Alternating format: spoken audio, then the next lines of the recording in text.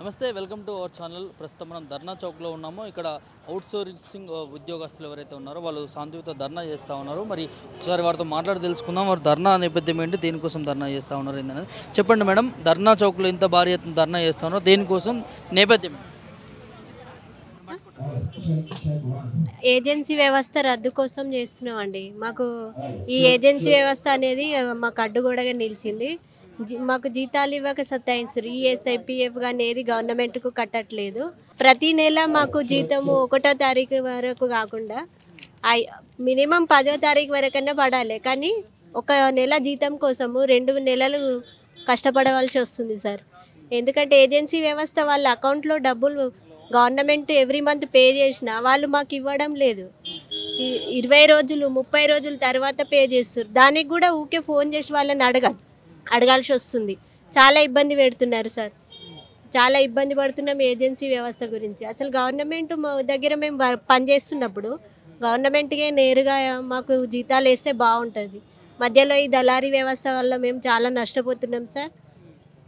ఈ విషయం మీ మీడియా ద్వారానైనా గవర్నమెంట్కి తెలియజేసి ఒక అవుట్సోర్సింగ్ ఉద్యోగి ఆవేదనను మీరు అర్థం చేసుకొని గవర్నమెంట్కి తెలియజేస్తున్నారు. జీతం కూడా సరిగా ఇవ్వట్లేదు సార్. ఇది చాలా ఇబ్బందిగా ఉంది సార్. ఎందుకంటే ఏజెన్సీ వ్యవస్థ ప్రతి నెల మాకు 12 విద్యా సంస్థల్లో పనిచేసే మాకు 12 నెలలు ఆర్థిక శాఖ నుంచి రెన్యువల్ వస్తుంది. కానీ మాకు 10 నెలలే విధుల్లో నిర్వహించబడుతున్నాము. 2 నెలలు టర్మినేషన్ ఇస్తున్నారు. దానివల్ల మేము నష్టపోతున్నాము. ప్రతిసారి మే నుంచి జూన్ వరకు మాకు టర్మినేషన్ అనేది ఉంటుంది. మేము చాలా ఇబ్బంది పడుతున్నాం. సరైన టైంలో స్కూలు రీఓపెనింగ్ ఒకటేసారి అవుతుంది. మాకు జాయినింగ్ కూడా జూన్ వరకు అట్లా అవకాశం వస్తుంది. అప్పుడు జాయిన్ అయినా కానీ మేము 2 months నుంచి శాలరీలు లేక ఇబ్బంది పడుతున్నాము. పిల్లల చదువులు కూడా చాలా ఇబ్బందిగా. స్కూల్ స్టార్టింగ్ డే కాబట్టి మీకు తెలుసు ఎన్ని ఖర్చులు ఉంటాయో. కానీ వాటన్నిటికీ చాలా ఇబ్బంది పడుతున్నాం సార్ మేము. ఇంకా మా ఆవేదనను ప్రభుత్వం అర్థం చేసుకుంటుందని. డిమాండ్స్ ఏంటమ్మా ప్రభుత్వానికి మీరు చెప్పే డిమాండ్?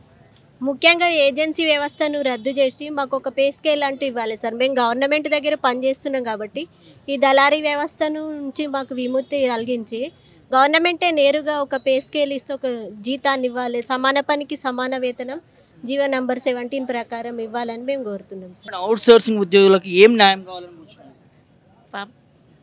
సమాన పనికి సమాన వేతనం ఇవ్వాలని కోరుకుంటున్నాము.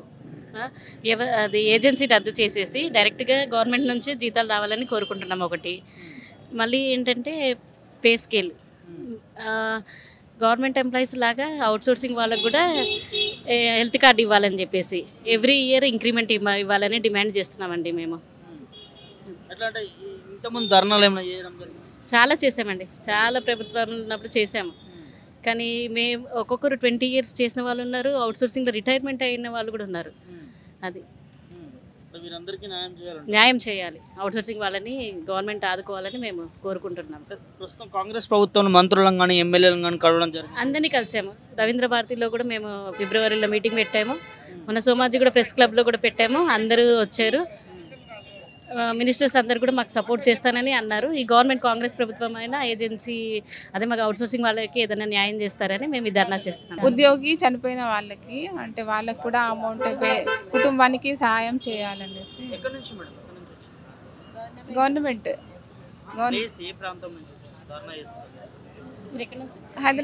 హైదరాబాద్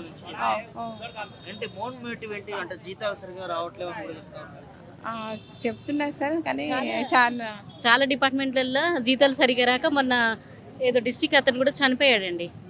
3 months నుంచి శాలరీ రావట్లేదు. సూసైడ్ రాసుకొని మరి వాళ్ళ వైఫ్కి రజనీ ఇట్లా నేను నాకు 3 months నుంచి శాలరీ రావట్లేదు అని చెప్పేసి హెల్త్ డిపార్ట్మెంట్లో సూర్యాపేట నుంచి ఒక రీసెంట్గా 10 days బ్యాక్ చనిపోయాడు సూసైడ్ చేసుకొని. ఇలా డ్రైవర్ కూడా చనిపోయాడు. సిద్దిపేటలో డ్రైవర్ కూడా జీతాలు రాక 3 months 4 months. ఒక అవుట్సోర్సింగ్, రెంట్ హౌస్, పిల్లల ఫీజు కట్టాలి, అప్పుల వాళ్ళు వేధిస్తుంటే ఏం చేయాలో తెలియక, పిల్లలను ఎలా పోషించాలి, ఇంట్లో ఎలా పోషించాలని తెలియక సూసైడ్ నోట్ రాసి మరి చనిపోయాడు. అలా మీకు జరిగిన నష్టం చాలా ఉంది సార్. మాకు గవర్నమెంట్ ఒక ఏజెన్సీని ఎందుకు ఇచ్చింది? గవర్నమెంట్ నుంచి బడ్జెట్ శాంక్షన్ అయినప్పుడు మాత్రమే వాళ్ళకి ఏజెన్సీకి డబ్బులు అనేటివి వెళ్తాయి. కానీ వాళ్ళని ఎందుకు ఇచ్చిరంటే గవర్నమెంట్ నుండి బడ్జెట్ రావడానికి వెనక ముందు అయినా కూడా ఏజెన్సీ నెల నెల శాలరీ పే చేయాలి ఒక అవుట్సోర్సింగ్ ఉద్యోగికి. కానీ వాళ్ళు పే చేయట్లే. వాళ్ళు ఏమంటున్నారు, మీకు ఎప్పుడు శాలరీ వస్తుందో మాకేం తెలుసమ్మా, మీ గవర్నమెంట్ బడ్జెట్ పెండింగ్ ఉంది, మీ శాలరీ మీకు బడ్జెట్ వచ్చినప్పుడే మేము మీ అకౌంట్లో ఇస్తాం డబ్బులు, అప్పటి వరకు మేము వేయమని చాలా రోజుల నుంచి శాలరీస్ పెండింగ్ చేస్తున్నారు.